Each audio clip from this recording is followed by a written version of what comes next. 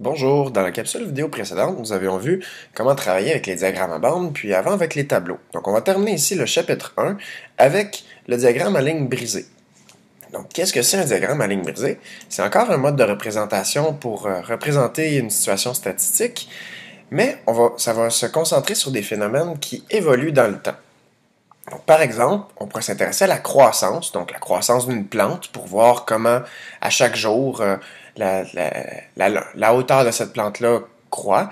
On pourrait s'intéresser aux variations de température, comme on peut voir à chaque matin sur Météo Média, les prévisions d'heure en heure. On voit d'habitude que la température grimpe jusqu'en après-midi, puis ensuite redescend vers la fin de la journée.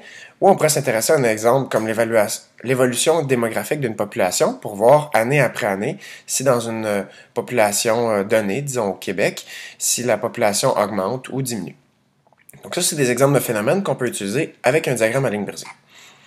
Toujours, ce qui est important, c'est vu que ça évolue dans le temps, on va toujours placer l'unité de temps sur l'axe horizontal. Donc on va regarder l'axe horizontal de gauche à droite et on va pouvoir voir l'autre grandeur qui va augmenter ou diminuer.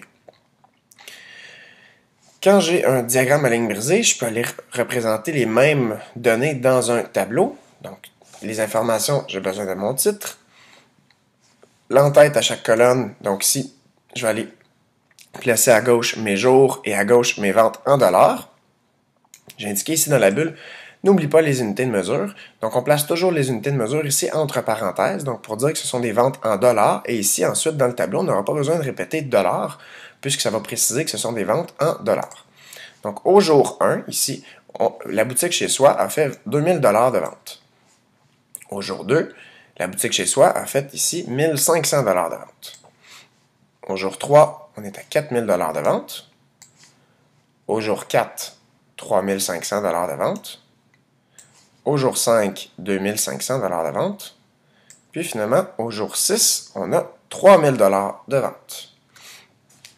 Donc, on peut te demander de passer d'un mode de représentation à l'autre comme ça, d'un diagramme à ligne brisée à un tableau ou l'inverse.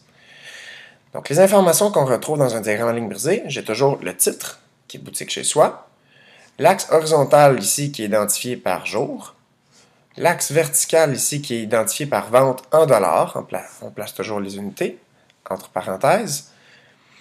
Et lorsque j'ai deux axes comme ça, je peux avoir des graduations différentes sur chacun des axes. Donc ici, je peux avoir des bonds, je pars à 0 et j'ai des bonds de 1 sur mon axe horizontal des jours. Et ici, j'ai des bonds pour chaque carreau. Ici, j'ai des bonds de 500.